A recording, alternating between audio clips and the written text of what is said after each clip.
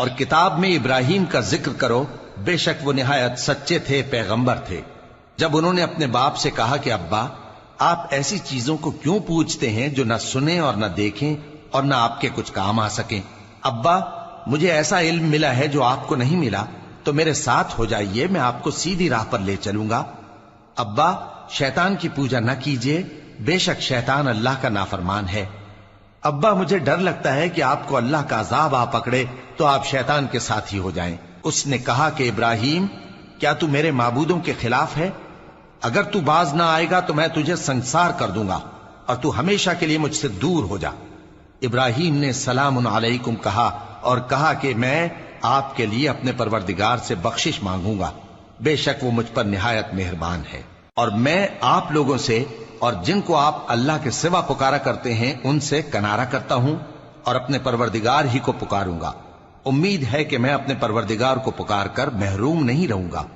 اور جب ابراہیم ان لوگوں سے اور جن کی وہ اللہ کے سوا پرستش کرتے تھے الگ ہو گئے تو ہم نے ان کو اسحاق اور اسحاق کو یعقوب بخشے اور ہر ایک کو پیغمبر بنایا، اور ہم نے ان کو اپنی رحمت سے بہت سی چیزیں عنایت کی اور ان کا ذکر جمیل بلند کیا۔ اور کتاب میں موسیٰ کا بھی ذکر کرو، بے شک وہ ہمارے برگزیدہ تھے اور رسول تھے، نبی تھے، اور ہم نے ان کو طور کی داہنی طرف سے پکارا اور باتیں کرنے کے لیے نزدیک بلایا، اور اپنی مہربانی سے ان کو ان کا بھائی ہارون پیغمبر بنا کر عطا کیا۔ اور کتاب میں اسماعیل کا بھی ذکر کرو، وہ وعدے کے سچے اور رسول تھے، نبی تھے، اور وہ اپنے گھر والوں کو نماز اور زکوٰۃ کا حکم کرتے تھے اور اپنے پروردگار کے ہاں پسندیدہ تھے۔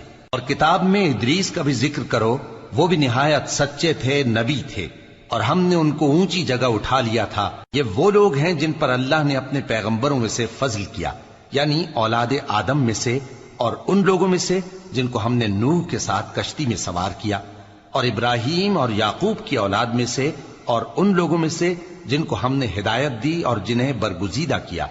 جب ان کے سامنے ہماری آیتیں پڑھی جاتی تھیں تو سجدے میں گر پڑتے اور روتے رہتے تھے۔ پھر ان کے بعد چند ناخلف ان کے جانشیں ہوئے جنہوں نے نماز کو ضائع کر دیا اور خواہشات نفسانی کے پیچھے لگ گئے، سو ان قریب ان کو گمراہی کی سزا ملے گی۔ ہاں، جس نے توبہ کی اور ایمان لایا اور عمل نیک کیے تو ایسے لوگ بہشت میں داخل ہوں گے اور ان کا ذرا نقصان نہ کیا جائے گا، یعنی ہمیشہ کی بہشتوں میں جس کا اللہ نے اپنے بندوں سے وعدہ کیا ہے کہ جو ان کی آنکھوں سے پوشیدہ ہے۔ بے شک اس کا وعدہ نیکوکاروں کے سامنے آنے والا ہے، وہ اس میں سلام کے سوا کوئی بیہودہ کلام نہ سنیں گے اور ان کو صبح و شام کھانا ملے گا۔ یہی وہ جنت ہے جس کا ہم اپنے بندوں میں سے ایسے شخص کو مالک بنائیں گے جو پرہیزگار ہوگا۔ اور فرشتوں نے پیغمبر کو جواب دیا کہ ہم تمہارے پروردگار کے حکم کے سوا اتر نہیں سکتے، جو کچھ ہمارے آگے ہے اور جو پیچھے ہے اور جو اس کے درمیان ہے سب اسی کا ہے، اور تمہارا پروردگار بھولنے والا نہیں، یعنی آسمان اور زمین کا اور جو ان دونوں کے درمیان ہے سب کا پروردگار، تو اسی کی عبادت کرو اور اس کی عبادت پر ثابت قدم رہو۔ بھلا تم کوئی اس کا ہم نام جانتے ہو؟ اور کافر انسان کہتا ہے کہ جب میں مر جاؤں گا تو کیا زندہ کر کے نکالا جاؤں گا؟ کیا ایسا انسان یاد نہیں کرتا کہ ہم نے اس کو پہلے بھی تو پیدا کیا تھا جبکہ وہ کچھ بھی چیز نہ تھا؟ سو تمہارے پروردگار کی قسم، ہم ان کو جمع کریں گے اور شیطانوں کو بھی، پھر ان سب کو جہنم کے گرد حاضر کریں گے اور وہ گھٹنوں پر گرے ہوئے ہوں گے۔ پھر ہر گروہ میں سے ہم ایسے لوگوں کو کھینچ نکالیں گے جو رحمان کے مقابلے میں سخت سرکشی کرتے تھے، پھر ہم ان لوگوں سے خوب واقف ہیں جو اس میں داخل ہونے کے زیادہ لائق ہیں، اور تم میں سے کوئی شخص نہیں مگر اسے اس پر گزرنا ہوگا، یہ تمہارے پروردگار پر لازم ہے، مقرر ہے۔ پھر ہم پرہیزگاروں کو نجات دیں گے اور ظالموں کو اس میں گھٹنوں کے بل پڑا ہوا چھوڑ دیں گے۔ اور جب ان لوگوں کے سامنے ہماری آیتیں پڑھی جاتی ہیں تو جو کافر ہیں وہ مومنوں سے کہتے ہیں کہ دونوں فریق میں سے مکان کس کے اچھے اور مجلسیں کس کی بہتر ہیں، اور ہم نے ان سے پہلے بہت سی امتیں ہلاک کر دیں، وہ لوگ ان سے ٹھاٹ باٹ اور نمود و نمائش میں کہیں اچھے تھے۔ کہہ دو کہ جو شخص گمراہی میں پڑا ہوا ہے، رحمان اس کو آہستہ آہستہ مہلت دیا جاتا ہے، یہاں تک کہ جب اس چیز کو دیکھ لیں گے جس کا ان سے وعدہ کیا جاتا ہے، خواہ عذاب اور خواہ قیامت، تو اس وقت جان لیں گے کہ مکان کس کا برا ہے اور لشکر کس کا کمزور ہے۔ اور جو لوگ ہدایت یاب ہیں اللہ ان کو زیادہ ہدایت دیتا ہے، اور نیکیاں جو باقی رہنے والی ہیں وہ تمہارے پروردگار کے ہاں صلے کے لحاظ سے خوب اور انجام کے اعتبار سے بہتر ہیں۔ بھلا تم نے اس شخص کو دیکھا جس نے ہماری آیتوں سے کفر کیا اور کہنے لگا کہ اگر میں اثر نو زندہ ہوا بھی تو یہی مال اور اولاد مجھے وہاں ملے گا؟ کیا اس نے غیب کی خبر پالی ہے یا اللہ کے یہاں سے عہد لے لیا ہے؟ ہرگز نہیں۔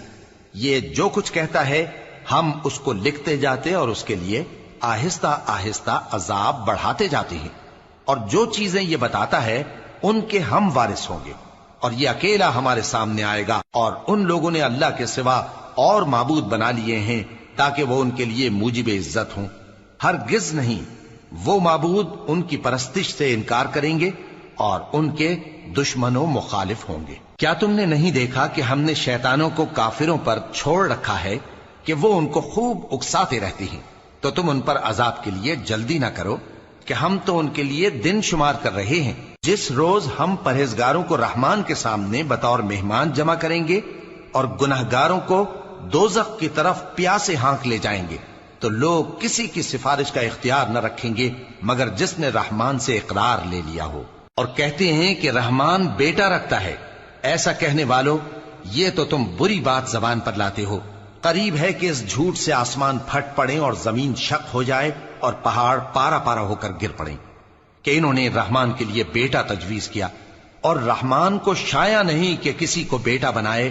ہر شخص جو آسمانوں اور زمین میں ہے رحمان کے روبرو بطور بندہ ہی آئے گا۔ اس نے ان سب کو اپنے علم سے گھیر رکھا اور ایک ایک کو شمار کر رکھا ہے، اور یہ سب قیامت کے دن اس کے سامنے اکیلے اکیلے حاضر ہوں گے۔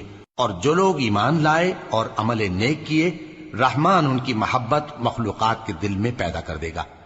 اے پیغمبر صلی اللہ علیہ وآلہ وسلم، ہم نے یہ قرآن تمہاری زبان میں آسان بنا کر نازل کیا ہے تاکہ تم اس سے پرہیزگاروں کو خوشخبری پہنچا دو اور جھگڑالوؤں کو ڈر سنا دو۔ اور ہم نے ان سے پہلے بہت سے گروہوں کو ہلاک کر دیا ہے۔ بھلا تم ان میں سے کسی کو دیکھتے ہو یا کہیں ان کی بھنک سنتے ہو؟